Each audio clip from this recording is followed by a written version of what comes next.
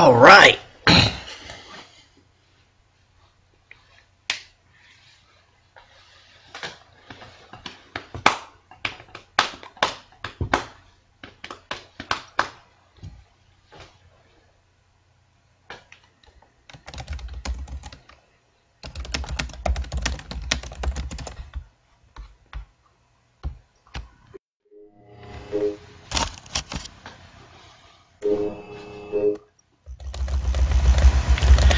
Hey, Dustin, can you hear me?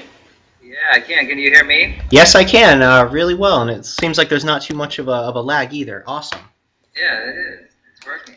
Cool. So Great. hey, I'm Eric. Nice to meet you finally. Nice. Yeah. Yeah. So I guess we'll just kind of dive right into it. It's November 24th. For historical context, tonight is the night that the Ferguson, Missouri thing happened. The grand jury came to that decision. Uh, Oh, yeah. I haven't read it yet, so I don't have any comments yet. But so yeah, I guess wow. So thanks so much for agreeing to talk to me, Dustin. You know, obviously huge fan. I've got my record here ready for later. So I guess we'll start at the beginning. Where were you born? Going way San back. Francisco. San Francisco. And 19. okay. My parents lived in the Bay Area and went to college there. Mhm. So Okay. for a So little while, San Francisco. and what kind of home was it like growing up? Was there a lot of like music going on? What kind of music were your parents into? It seemed like it to me. I think it was my mother's records that I first got into. Mhm. The ones I remember were her when she was cleaning the house. I would listen to Sergeant Pepper's, and then this Best of the Beach Boys. I still see the cover in thrift stores occasionally, and those are my first two big loves. But then, of course, a lot of the soft rock of the '70s I was into. But yeah, my dad played guitar too. I think that had a big Oh. influence on me. Although in hindsight, it was kind of just a short little period when he was really into guitar. I Mhm. was young, and it seemed amazing that he could play this thing. Did your dad teach you how to play, or did that come later? No, that came later. I think in my teenage years, my parents were concerned after my mother had remarried. Yeah. After were concerned, was a little shiftless, or maybe not very academically engaged. I needed some hobbies, so they bought me a guitar and some drums. Do you remember what your first guitar was? Yeah, I do. It was I think '92 Stratocaster. It was black with white pickguard. So that was A like few a years later, I got into Eddie Van Halen, and so had it back routed out and put in a whammy bar. And the guys at the music store were really cringing. I thought they just didn't know. So is that what you were into when you were first learning how to play guitar? Is like Van Halen and stuff? I think so. Yeah, there's a period I think in middle school when radio-friendly hard rock I was into barely. So yeah, Pyromania and Diver Down, and then whatever the one after that, 1984. So yeah. Yeah, that's cool. Did you ever like Metallica or anything, or was that too heavy? It was that was a little too heavy for me. Again, coming from soft rock, Yeah. and I was also in Texas too, so Oh. everything at that point, we didn't have a lot of exposure to more, I would say, cutting edge music in the Yeah. suburbs where I was living, and so I didn't really hear about Metallica until years later. Okay. And by that point, I was already into alternative rock. Yeah. So I know that you also play organ as well and some other instruments. When did you kind of transition from guitar and start playing organ or piano as well? Mainly just in the studio. I can barely play it. I can fake it in the studio, and I have enough theory that I can figure out parts and with MIDI drag the notes around and make it sound okay. But Yeah. mainly because I wanted a certain sound in the recording studio, and so I think when I was in a shoegaze band, we'd had all the effect pedals and two guitars, and it was just bombastic and really loud. I wanted to shift gears, I guess, after that band broke up, Mhm. and found this old organ that someone was selling in the classifieds, and and so just started using that. And, as you can tell, listening to the Rocketship stuff, it's a lot of pads. It's not really super complicated organ parts, considering what people can do on a keyboard. Mm-hmm. Yeah, I've always noticed it's kind of the 1-3-5 major chords, just kind of like extremely loud behind everything else, kind of like a big old wall of sound. That kind of seems like your preferred organ technique is maybe bass with the left hand and the 1-3-5. Yeah, I mean, actually, I wouldn't even use the left very much. It's in the middle. I would leave the organ, all the controls. In those early days, they would just be at the same settings, no tones very much. And I mean, it's a way I think I was trying to avoid at the time it sounding too bluesy or something, or like a B3. It has more of a. I guess maybe I was looking more for a transistor organ sound from this old tube Hammond. And of course, Stereolab was really popular at the time, and the organ was kind of coming back into being fashionable. Mm-hmm. And so and just the way they use it too, is just a lot of, it's not very complicated, it's a lot of just pushing down on the basic notes. Yeah, that's really interesting. Do you mind if we go a little bit back to before Rocketship? I know you were in a band before that, and I think they were called the Rosebuds. Can you talk a little bit about them and kind of how they got started? Who your friends were at the time in the band, that kind of thing. Sure. So I had a friend, Josh Berkeley. Who lives in Sacramento, and we were friends in high school. And after high school, he started a little band with his friend, and I joined him a little bit later, and it just slowly evolved into this band, the Rosebuds. Mm-hmm. And Jim, who ended up playing drums in Rocketship, joined the Rosebuds. And then Josh had a little brother, Ben, who finally was a teenager, and he joined the band too. And so we started off, I think we were really into this alternative music of the time, so like a lot of REM, mm-hmm. and I liked the Smiths a lot, and other jangly things. The Church was kind of a band that we were into, and the drummer Jim, it was really into the Church and still is really into the Church. And then we really, at one period, shoegaze or music really became popular in England, and we also started to love it very much as well, and the sound of the band really shifted towards that. But there wasn't much of a scene in Sacramento for that, and I think we all. We had been playing together a few years, and so we kind of lost some momentum and parted ways. Yeah, and then I know Jim came over to Rocketship and stuff, and there was Helga and Heidi and the other people in the band. Can you talk a little bit about where like the kind of the rest of the lineup from Rocketship came from, and how you guys kind of decided to work together? Yeah, so there's a guy named Robert Cartwright, and he was a drummer who was a fan of the Rosebuds, mm-hmm. and he heard the Rosebuds had broken up, and I don't know where we ran into one another, but he offered to play drums, and so I got together with him, mm-hmm. and he mentioned that his girlfriend Heidi could play keyboards, and oh, cool! I didn't know that. Yeah, and so she came over. She was incredibly nervous, as she claims to still be today, just very scared on the keyboards, mm-hmm. and were shaking and everything, but she could play very well, and so we started as a three-piece: Robert on drums, Heidi on keyboard, and myself. And we played at several shows that way. We even did a Hey Hey Girl demo that way. We did some recording. Is that sorry to interrupt? Is that Hey Hey Girl demo different than the one that was released officially? Mm-hmm. Oh, yeah. Sorry. Yeah, there's actually two before the 7-inch. So there's, because we had no bass player at this mm-hmm. point, so we recorded the demo. I think we sent it out to people. But then, unfortunately, Heidi and Robert parted, and I needed a new drummer. And so I was in contact with Jim still, and so Jim joined the band. And we still played as a three-piece for a long time. Okay. It seemed like at the time, maybe it was just a few months. I'm not exactly sure. But I worked at a record store, The Beat, in Sacramento. It just closed down this last year, unfortunately. But it was kind of...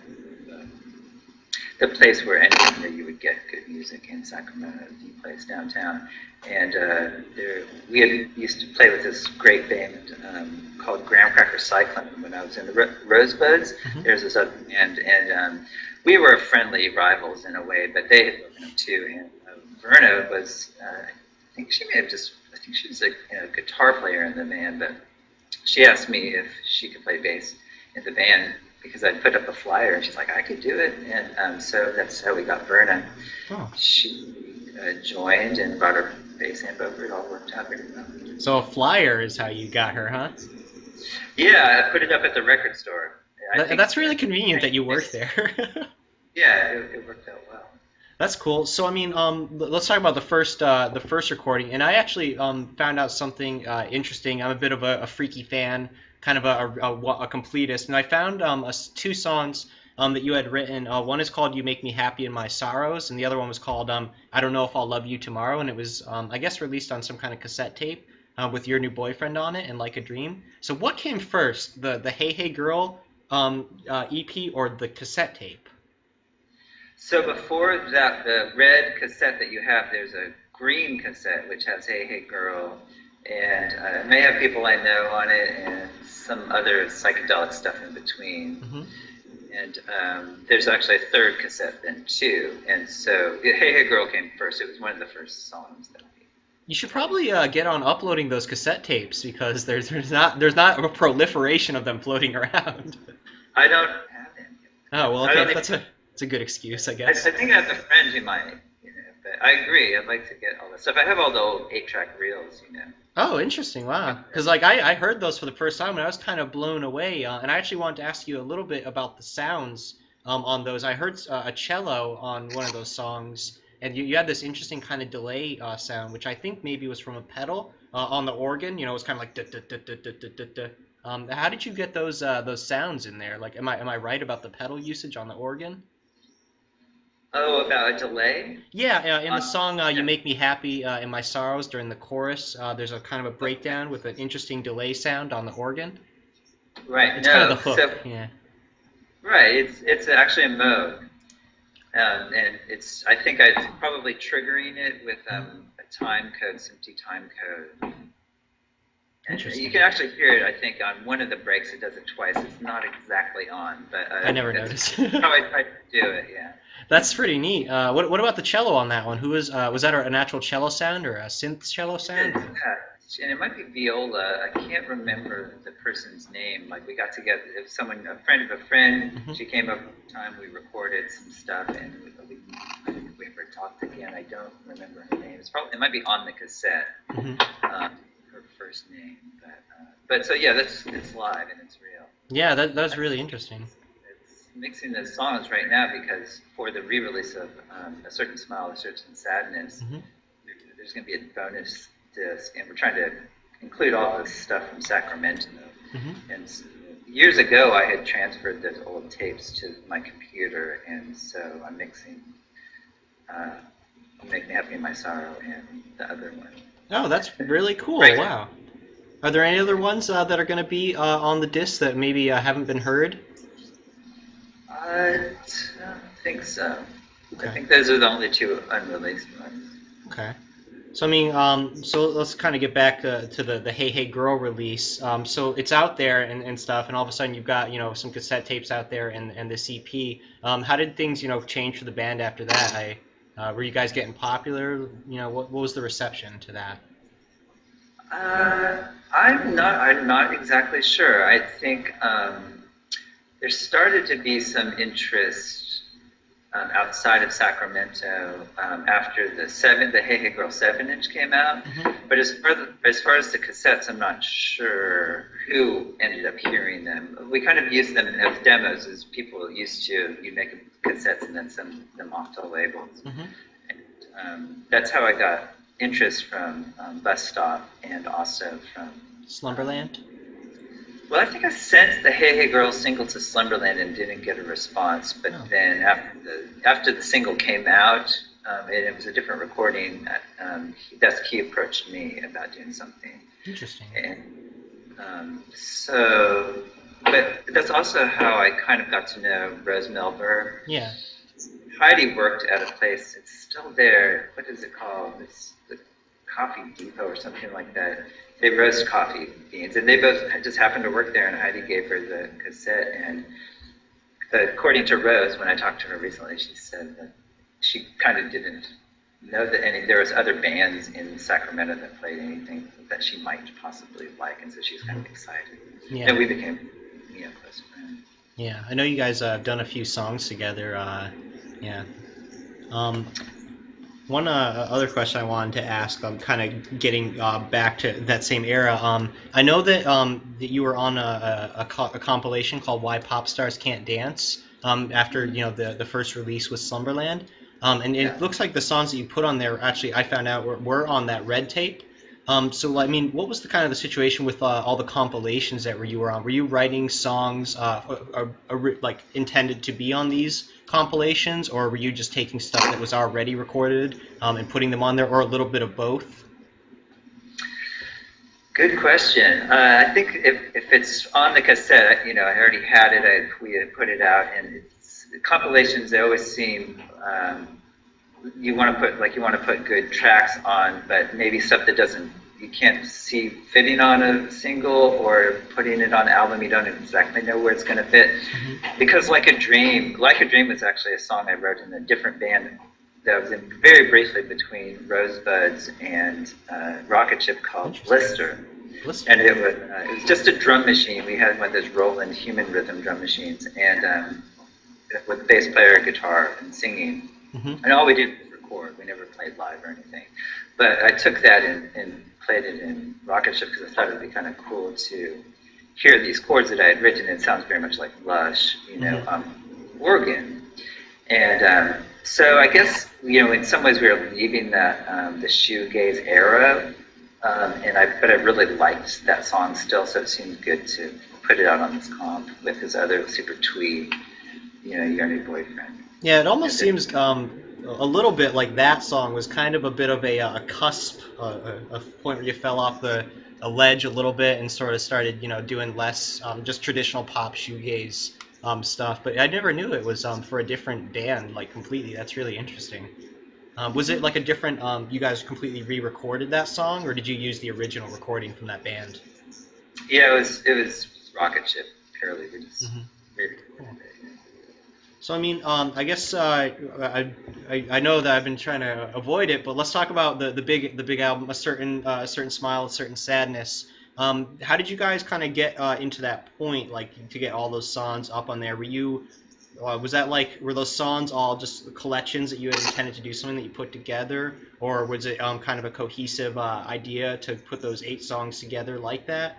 What kind of led to the creation of that album? Well, we as a band, I kept writing songs and performing them and arranging them with the band. And originally the conversation with Mike, I think, was for a 7-inch, and then, like a lot of bands, I thought, a 10-inch, that would be so cool. And so the idea really was to do a 10-inch, and that's why there's only 8 songs on it. But then when it was finally done, there wasn't room for it all to fit on a 10-inch. And I think most labels are totally happy with that because 10 inches cost so much more to make and more money. So that's how it ended up being, just a full-length recording. But I think I looked at the songs that we had and thought that those would go good together, more or less, Yeah. I mean, thinking about it, that might be the end of the recordings with the Sacramento band. Really? After that, well, it is, yeah, because there's some disagreements after the recording was finished amongst the members of the band that led to us parting ways. And so I guess it was the last 8 songs that we had recorded. So the EP, which I think was Honey, I Need You and She's Gonna Make Me Cry, did that come out before or after A Certain Smile? That comes out after. And was that something that you did on your own? No, I got back together with Josh Berkeley and Ben Berkeley and Tim, who used to play with Verna. He might be on there too, in Cyclone. He plays on it too. They had this practice space, and I was hanging out with them a lot after Rocketship broke up, and so they helped me record those two songs, and one other, the split Henry's Dress tour single. So that was after as well? Yeah, it's like it's in Sacramento, but there are different musicians except for myself. Right. And so I mean, this is it was a pretty important album for me. I probably listened to it like maybe 10,000 times. It's probably weird for you to like hear that, I'm sure, in like a way or something because you're so close to it. But I really love it to death. And one of the things I really liked about it was the ambient interludes that you kind of had in between each song. And then I read later on that you had done the whole thing without a computer, and I was just like, whoa, how does this guy have that much time to be such a perfectionist? And kind of like I adapted that perfectionist lifestyle a little bit just from listening to that so many times. But I was always awed by that fact that you had done that whole album analog. It was very, very impressive to me. Oh, thanks. Yeah, we didn't have computers really to work with Yeah. at that point. People were, I think, just using DATs. We didn't even have that, but I was able to do the interludes by taking it to a pro. So when I had all of these things mixed, I went to Inharmonic Studio in Sacramento and had the person crossfade them. Okay. And so how long? And that was done on computer. Oh, okay. The Gotcha. crossfading ones. How long? What was the whole time to get that one from songwriting to recording it and to getting it mastered? How long did those 8 songs take to finish? Well, on my end, I really don't know. As far as mastering and getting it out, I remember being really frustrated. I think it took a year after it was done for it to come out, and I don't know why that was, but planning and turnaround time. But gosh, I really don't know. I mean, in those days, I think I worked a lot more quickly. We only had 8 tracks to deal with. I remember mixing it through some speakers I still own, but also then a boombox and other things like the organ. The reason the organ's so loud, it wasn't really a conscious choice of mine, but I would just look at the needles and the guitars were at this level, and so it matched the organ. I just did it visually. I hardly listened to it, as a way to mix that. And when I went into Inharmonic to have the guy crossfade all this, I'd be like, that's the loudest organ I've ever heard. I didn't know, I guess. I can tell now, but it's something I appreciate about it. I don't know, but I guess, that's interesting. I recognize that it is much louder than probably like most people would do it, but I had always assumed that was something intentional, like that was like your sound that you were going for. And I don't know. The interesting thing about it is when it is like that loud, it actually ends up making these like weird harmonics, and so you end up hearing these kind of like notes, that sort of aren't actually recorded there, which is interesting about it.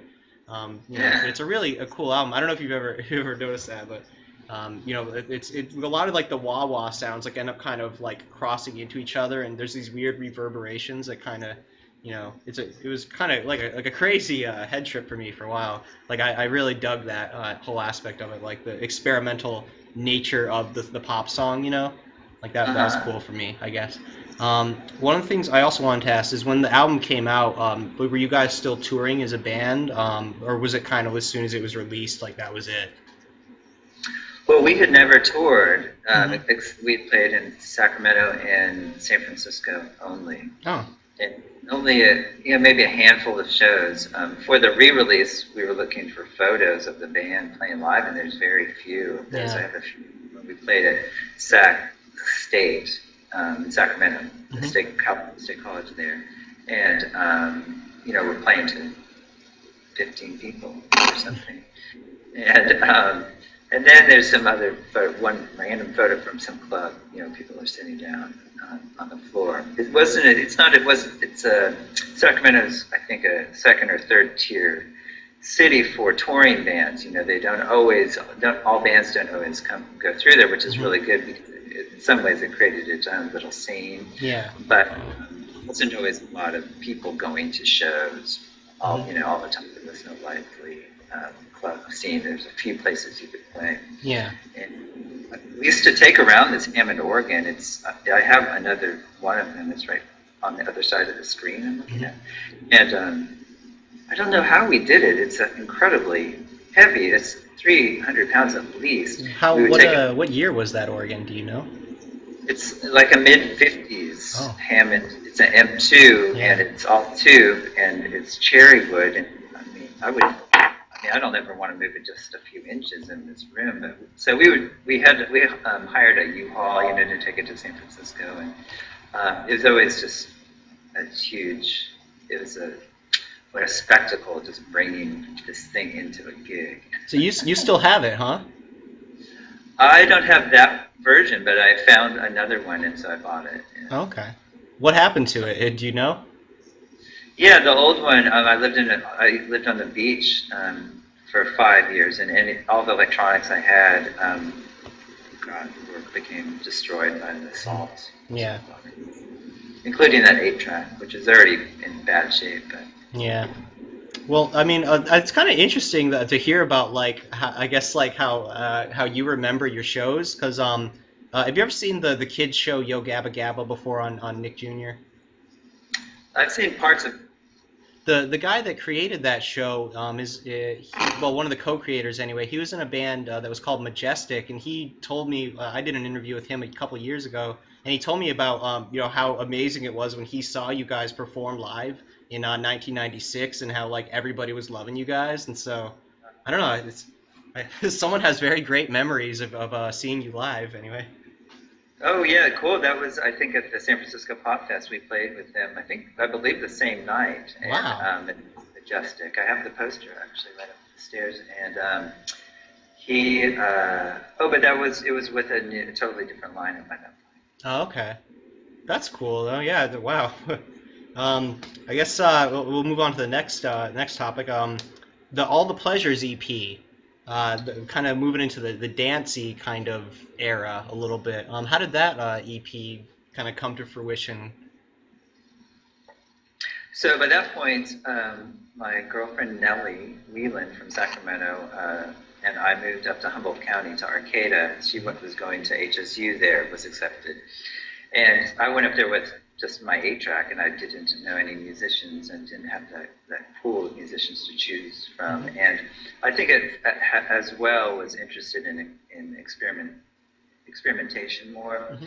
And I liked the idea of certainly taking elements of hip-hop and dance music at the time and mixing it with psychedelic organ pop, Mm-hmm. And so that's partially what's going on there. The song "All the Pleasures" is really stems from my love of Spaceman 3 and Spectrum, and spiritualized to a little bit just the idea of just complete drone mm-hmm. music that you can just put headphones on and space out to, And so that was kind of an attempt to do that. And then Get on the Floor and Move It is a NWA sample that just seemed perverse to me to use something from NWA for this pop band mixed with the string sample. The descending string sample was from, I think, Sweet Dreams of You by Patsy Cline. And again, I didn't have any digital equipment, so I just would get the tape recorder going and get the record going and see if it would loop up or fall at the right time. Mm-hmm. And I think I had a little guitar loop pedal, and so some loops I was doing with this terrible 8-bit Digitech sampler, and so just having fun working with new tools and mm-hmm. Trying to approach music with a different, or with more surprises in a way. Yeah. I had so many songs just with an acoustic guitar and coming up with chords, and so how about creating the music first and trying to come up with words and melodies on top of that. Yeah. I mean, Get on the Floor and Move It, to me, is still in this vein of super twee pop. It's not, and I guess it has a comedic side that isn't always what people like the most about Rocketship. I think maybe it's some more heartfelt songs about relationships. Mm-hmm. But Get on the Floor and Move It is kind of a lark. It's it's hard to imagine anyone really being like, yeah. I think that's probably like the part of the humor. I guess yeah, there was a huge like amount of humor that I saw in it. Like I guess the first time I heard it, I didn't expect it out of you, but after listening to it, like probably 50 to 100 times, it is very much like a Dustin song, But I did not know that you were sampling NWA from it. It's like, so was that the first time that you tried sampling another song in one of yours? Yeah, I think so. It's called Bonus Beats, and I can't remember. It's from one of their 12 inches. Okay.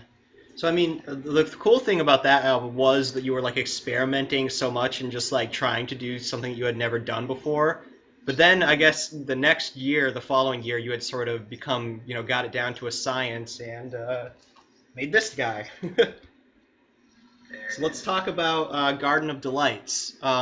Probably like at a point I had listened to this 17,000 times. It's, in my opinion, like one of the most perfect ambient recordings ever, and I just wanted to hear a little bit about like how you got the sounds and made the choices, to play some songs backwards, some songs forwards, etc. Yeah, so well, I remember being in a room and creating loops with this 2-track where I would make it as long as it had to possibly be, and running them around mic stands and to get certain sounds. So because I didn't have a sampler, so one of the songs is a Ravi Shankar bit. Often with the ambient stuff I do, or a lot of the sampling, I'll just hear a little thing in a classical piece of music that I really like, and that I want to take, and then I'll see what I can do with it. And so, like the Ravi Shankar stuff, it's called Festival of India is the album. It's really great. It's the United States, and there's just this one little bit that I really liked, but then I didn't want to hear it, so I think I reversed it and maybe changed the speed on it, and then just recorded it over and over again back onto the 8-track.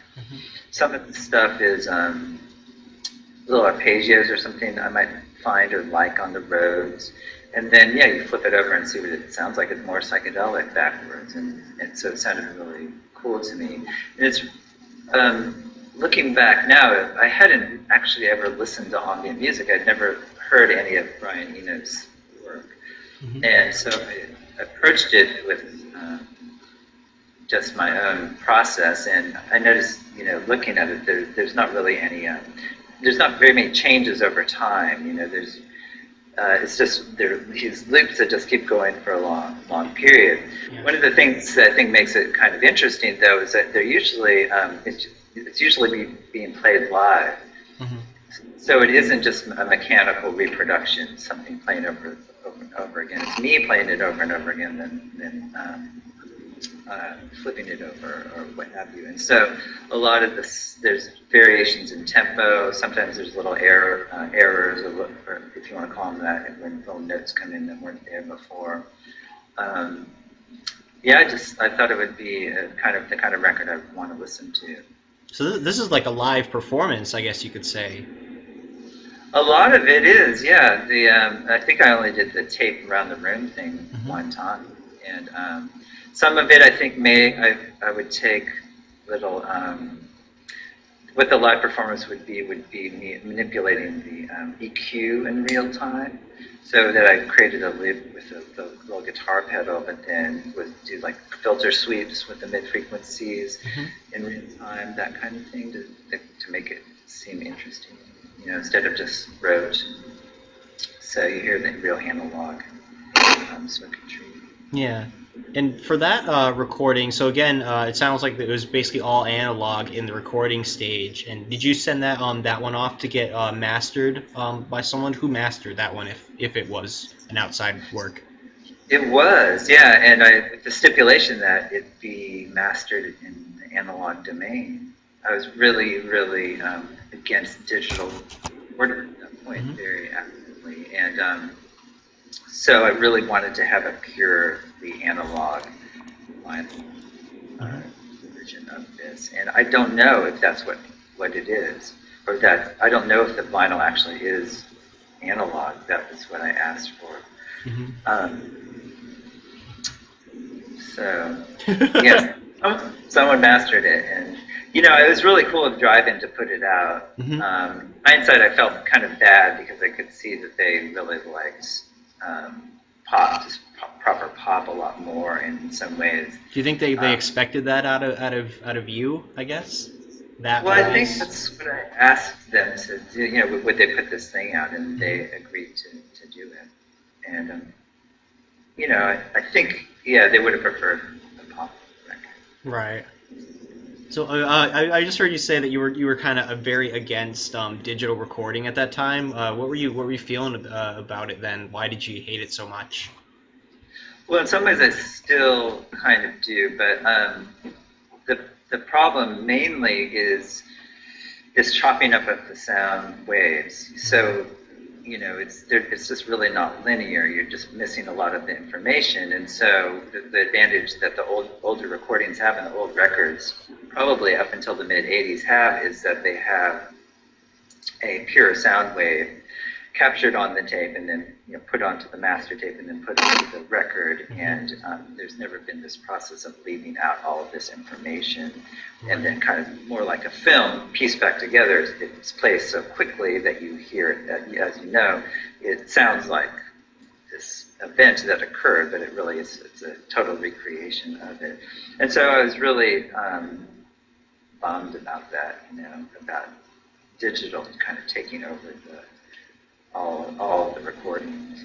What's interesting to me a little bit is that up until I was I guess 20 or 21, and part of it is because of you. I didn't actually realize how much of the sound is lost in a digital recording. I was born in 1987, so growing up, it's I never realized sort of the difference. I guess to me, sound was sort of sound. So how did you? Well, I guess who taught you about digital recording? How did you get so smart about it so quick before you even started you doing digital recording? I guess. Yeah. Well, I had a couple recording classes at Sacramento City College in Sacramento, and we may have learned about digital recording then. But I think it, as it's when gear comes out, you kind of learn some things about it. And so DATs had come in, where you could have these really clean masters. You didn't have to bounce it to tape, and tape was always unwieldy. And how do you clean the machines? And these other questions come up, the tech issues.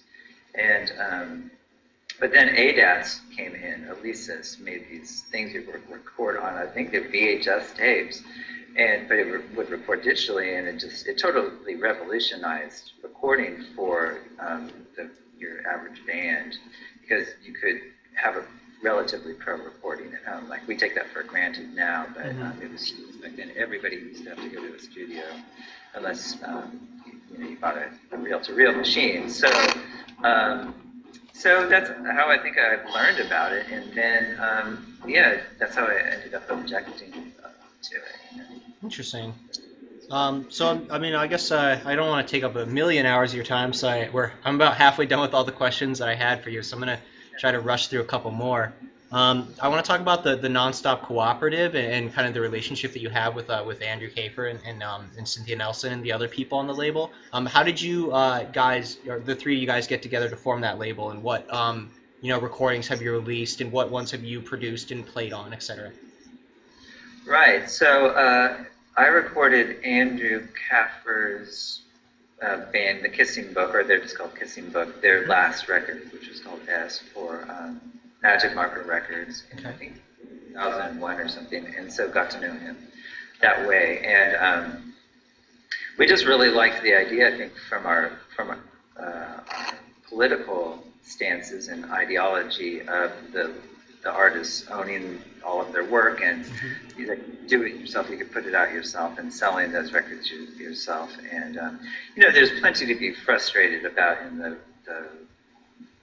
record industry, and so it's an attempt in some ways to address the things that we didn't like about the record industry. And it seemed like fun and something we could, it was a creative project. And Andrew's one of the most creative people I know. And, every time I see him, he has just a gazillion different ideas that you just wish you had thought of yourself. Whether he's does them or not. And so this was this project that we took on, and it was really he and I brainstorming and on the beach in Manila what it could be. And then Cynthia and I started seeing one another, and she was game, and so joined it too.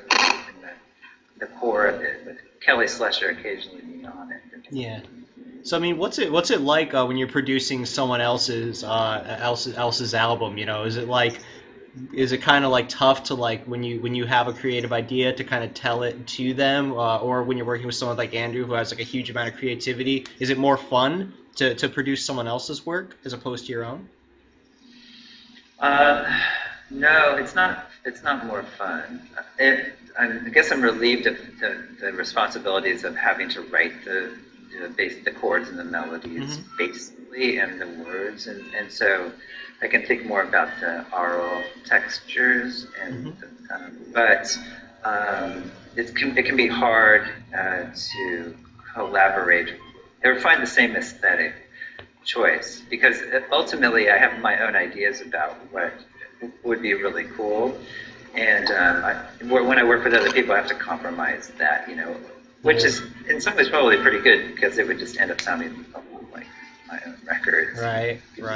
Aesthetic to it over and over again, but it's certainly pleasurable to work with these other people. Yeah. I like it. So I worked on S with Andrew, and we're finishing up his follow-up, his new record. I did Cynthia's 2 records. I did a lot of recording when I lived in Arcata, California, with local bands there, a couple of Low Lights records. Bands would come and record with me, Kelly's first record. But over time, I kind of thought that I really, running out of time. I need to just put all of my recording efforts into Rocketship, because I don't put out enough music. Well, I mean, I guess you can only put out as much as like you can create. You know what I mean? But another thing I wanted to talk about is a recording of yours from 2003, the Trace split, and that's one of my absolute favorites that you ever did.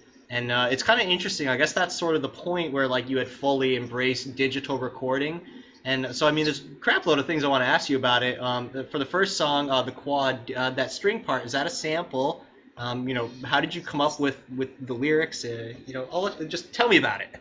Sure. So that quad, because I'm trying to recreate a lot of these things live right now, I've had to go back and figure out what did I do. And on that one, it's some track, I'm not sure what, it's a Mozart piece, and I surely just heard it and thought, oh, that's really cool, and took it and turned it into a loop. And then the drum beat is actually, it's a sample from a Kissing Book song on S, and I took it and I just offset it a little bit. It might be a little faster too, so I actually probably took it straight from my hard drive.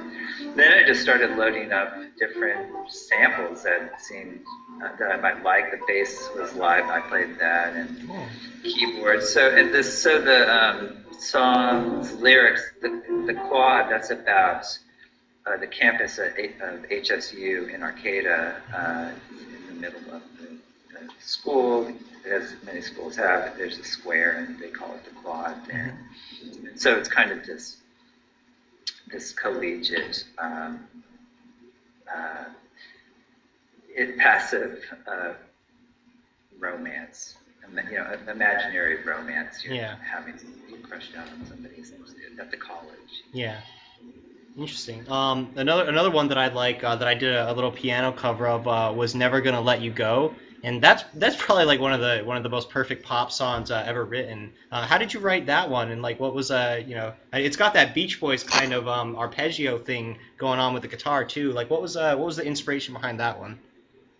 So, well, I think a lot of with the I'll get an idea for a sample and sample it, and then just start building stuff on top of it. And with that, I believe I started with, there's a great song called Bring Me Happiness by Rosie, I can't remember.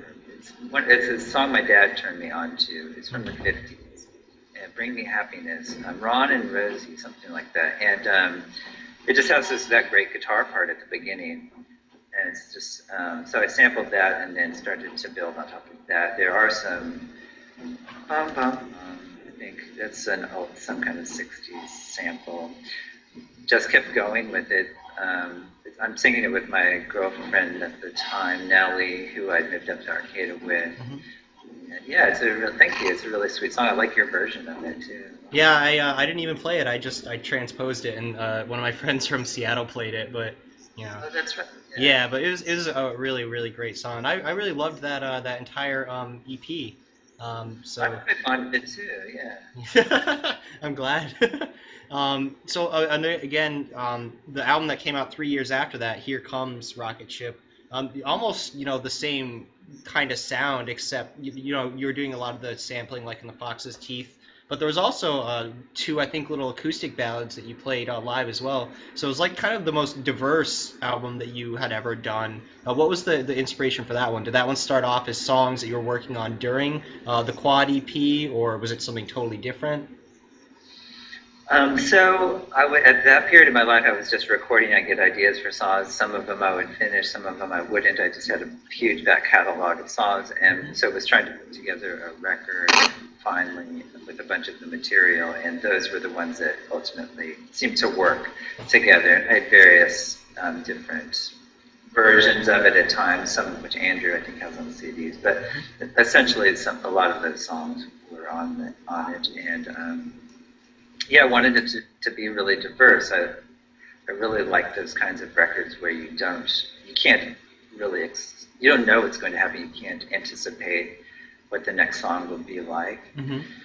And I don't like a kind of a static sound for a band necessarily. I mean, I guess plenty of bands have to do that. I mean, you don't want everybody, I guess, doing every style, but I definitely love those diverse records. And it's funny because my kids were listening to the Beatles recently, and my son was really into Abbey Road. I was like, oh, that's what the Beatles are doing. I mean, it's not a new, innovative idea to, from song to song, change the mood and go into like an old-time barbershop song, or I mean, it's a psychedelic blues rocker, and so I guess I felt comfortable working that way, and yeah, I feel a little surprised. Yeah. And so I guess moving into now, it's been like what 8 years I guess since that one came out. It doesn't feel like it honestly, but it's been a little while. And so this year, 2014, all of a sudden you're kind of blowing up. I found out today you have a Twitter and a Tumblr account. And the Facebook is active. You redesigned the website to go from that like cool 3D spaceship design to this new kind of more modern type website. So who inspired you to get back with it? What's with you doing all this stuff? Thank you. Jim Rivas, the old drummer, encouraged me last year to put the band together and play some Pop Fest shows, and so that kind of got me thinking about the band some more. And my kids are now old enough where they don't need constant care all the time. It sounds like they're getting good at playing, I think, flute or recorder back there. It sounds like recorder, yeah, right above me.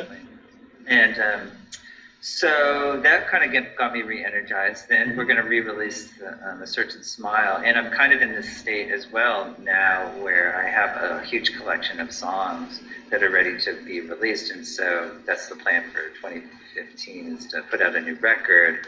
So I wanted to just kind of create all the groundwork in this modern digital internet. Where you need 5 million social media accounts. Right.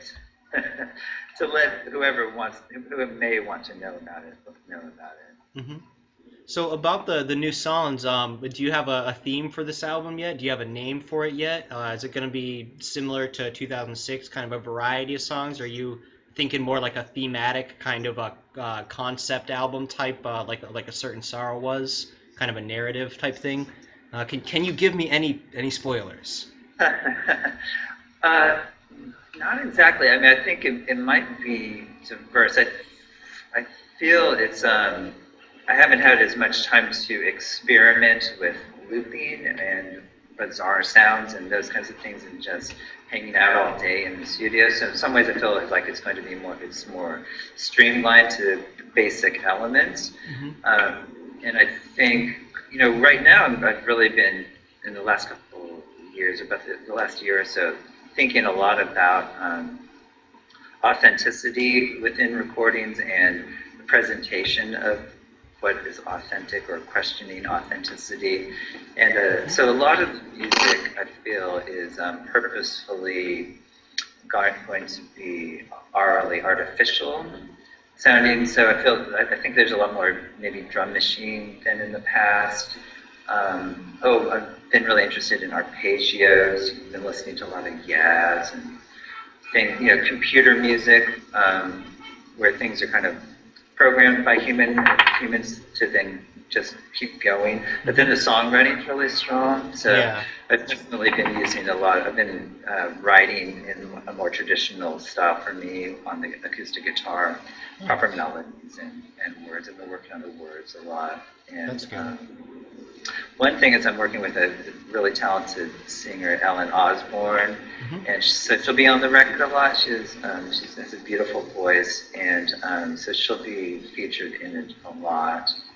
One of the things that kind of was a signature sound of you earlier in the day was kind of your voice doing the low end, and then you had the two female voices kind of covering the treble-y areas. Are you gonna do anything? Are you gonna kind of return back to that sound again and kind of use Ellen to kind of recreate that kind of boy-girl voice sound again? Certainly at points on the record. I've always loved that sound, the unison vocals. At the same time, I feel the trappings of it, like it's done it a lot, and so it's easy for me to do it. So I'm oftentimes looking for other approaches that I can use. So one of them is just for me to sing less, and someone who can actually sing better, in my opinion, better than I, to take the lead some more. But I think you'll also find on this record a lot more complicated harmonies. So we used to do unisons, and then sometimes there'd be a counterpoint melody for Verna in the background. Not actually on that many songs, but so here we have a lot of good singers in our live band, so I'm hoping to be on the recording as well and have some complex harmonies. Can you tell me a little bit about the live band? How did you get the guys together this time? Who's new? Who's returning from back in the day? Where are you guys rehearsing now? I assume it's probably not in your basement, that kind of thing. Right. Yeah. It's in my friend's basement. When we played the shows this last summer, we played with Verna, the original bass player, and Jim, the original drummer, and then Callie Slusher played second guitar and keyboards and sang. And then my friend John Jesse from Arcada, he's a great keyboard player. He played keyboards. And the difficulty is that Jim and Verna don't live in Portland, Oregon, where I live now. They live in Sacramento. And so it was really hard to rehearse. It was okay to do these pop shows, these kind of one-offs. I really wanted to have a kind of a working band or gigging band that was playing regularly so that we could be tighter. And also practice more frequently, that kind of thing. Yeah. And so now it's John who played with us, and then Adam Baer, who was a drummer for the Mooney Suzuki for many years. He's an incredible drummer. He also was in that band. It was his band, I Live the Life of a Movie Star Secret Hideout. They put out a couple of really good records. And then Ellen Osborne, who's a local singer around here, she's in a great Bee Gees cover band called the She Bee Gees. No kidding. Incredible, yeah, all female. And they Bee Gees songs, all the good ones, right? All the songs. My favorite is Fanny Be Tender. Oh, I'll have to ask her that. if I can. Let's see. And then a friend of Adam's from work, Jonah Nold, plays bass. Incredible guitar player, really good singer, and really accomplished on bass too. So yes, a really tight group. I'm really trying to reduce the footprint of the band, and so it might be all electronic drums and keyboards, and we're still kind of working that out right now. You're probably not going to haul around the 300-pound M2 anymore? No, just that, yeah. Oh, just that? Okay. I'm kidding, yeah. No. It's all coming off of the computer. So I mean, how does it feel now? With a live band, a bigger live band than you've ever had before, playing live again and doing another pop fest. Like 15 years after the last one. Did it feel cool? It did. It's great to see a bunch of people who know the songs and are enthusiastic, and they were, and yeah, and you could sing along, and it's a strange mixture because I definitely love the music. I think my emphasis has always been in the studio where I can have a lot of control over everything, and in a live environment, I don't have that kind of control. And so there's a lot of things on my mind besides just enjoying the music, and so it's definitely mixed. But I like being out there with people, and sometimes you can feel like I'm just in this void of solipsistic creation, just doing my thing, and Yeah. it doesn't matter. So it's really cool to be out and get that feedback from people that it does matter. Yeah. Yeah, I definitely concur with that. And speaking of which, and this is a question that I've always wanted to ask you about lyrics and singing along. In the song "I'm Lost Without You Here," during the breakdown, I hear the lyric as "hideaways in the cloud, hello kisses, and lemonade." Is that correct? It's the first and fourth line, I think you're correct. It says, hideaways, blue plaid pillowcases, which is shared some of those with a girlfriend. Blue hideaways, blue plaid pillowcases, and lemonade. Blue No, plaid pillowcases and lemonade and all the things we used to say, or something like that. that's right. Interesting. I that part was, I guess, it said too fast. I could never make out those words. I always thought it was like you kind of predicting the cloud in 1994, 15 years in advance. The cloud, yeah. So, also, I some new songs that you released some new songs in the time that I even prepared the questions to ask you, including that remix of that Joni Mitchell song, "Borderline," and that old Black Magic. Um, Yeah. what? So, I mean, is that another thing that you've been doing with the guys from Nonstop Cooperative? Is that what those songs are? Well, Old Black Magic is a song I've had around for a little while, and I was finishing up. It might be on the new record, but Andrew, wanted to do a Halloween compilation. He got the idea this year, and then he stuck to it and got a bunch of people to submit songs, 20 or so songs, and just the title alone seemed like it would fit. I didn't have to come up with something new, and so I just put it out with that. I guess that's a pretty interesting coincidence that, yeah, the song was called That Old Black Magic and is for a Halloween compilation, yeah. It works. And then so the Joni Mitchell remix is something I've had around for a really long time. I was really into her album Travel Log. I think it's from 2003. Yeah. And it was the same thing. I would hear there's these incredible string introductions to the song before the whole band comes in, and I just snagged some parts that I really liked and wanted to hear over and over again, and that's what it is. It was mainly for my own pleasure. Yeah. So, what are you guys working on now? The full length is going to be out next year.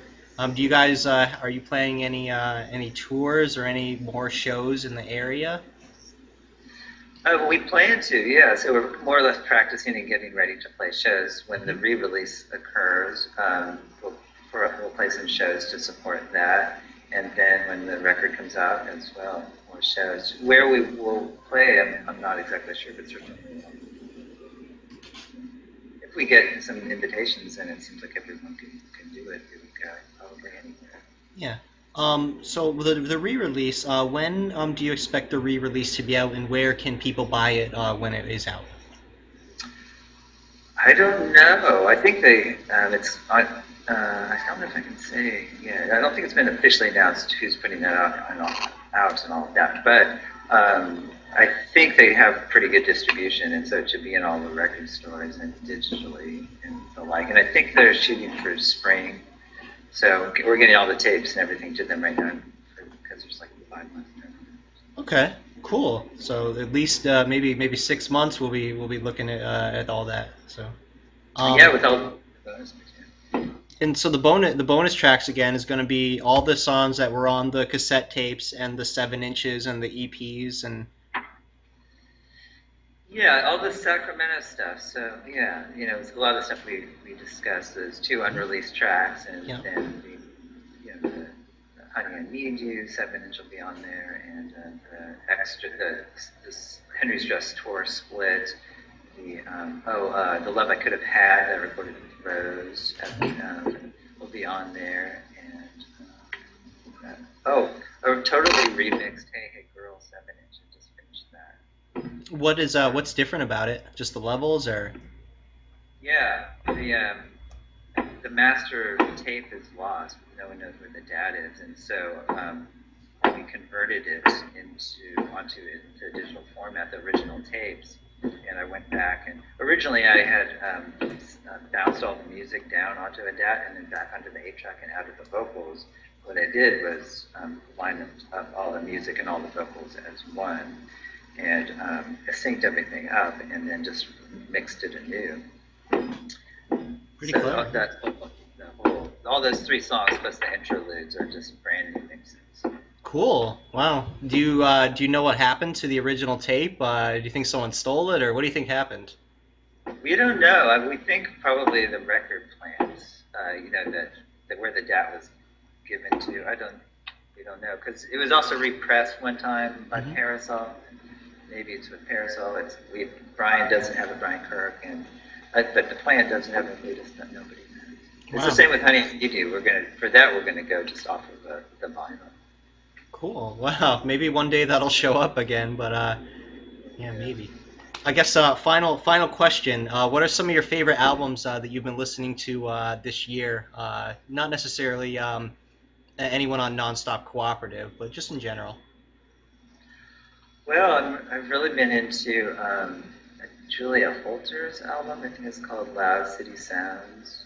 I got into that maybe like a week in the last month or something. I think it came out last year, but What's it's the name really, of the band again? I think it's Julia Holter. Julia Holter?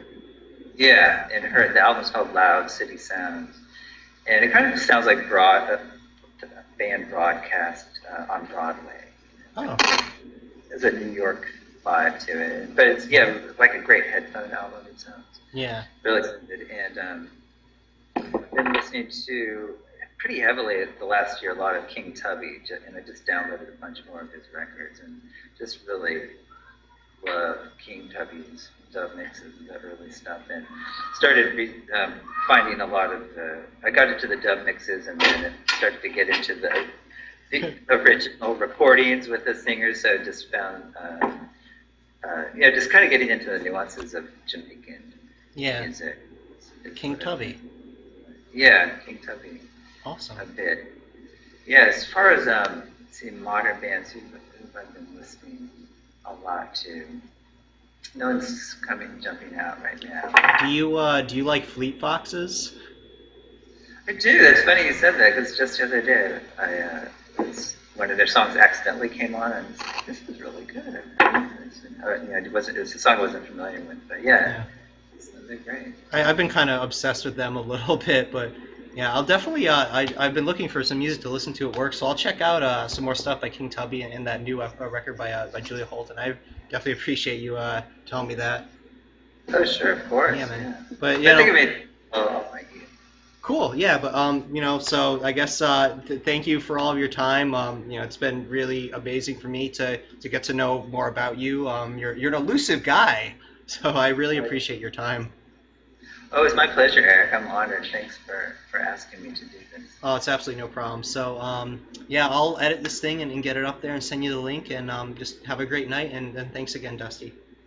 Yeah, no problem, Eric. Yeah, see you soon. I'll talk to you soon. All right, good night. Good night.